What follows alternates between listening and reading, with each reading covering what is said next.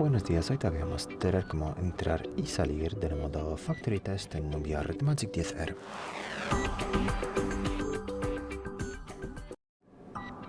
Para acceder al modo Factory Test hay que apagar nuestro Nubia y luego mantener presionados el botón encendido y bajar el volumen a la vez y esperar hasta que aparezca en la pantalla el logotipo de RedMagic. Los dos botones encendido y bajar el volumen, y así el dispositivo entra en el modo Factory Test. Esperamos entonces un poquito y ya estamos en el modo Factory Test Mode. Para salir del modo hay que simplemente mantener presionado el botón encendido y esperar hasta que desaparezca todo de la pantalla y aparezca el logotipo de RedMagic. Así reiniciamos el dispositivo en modo normal.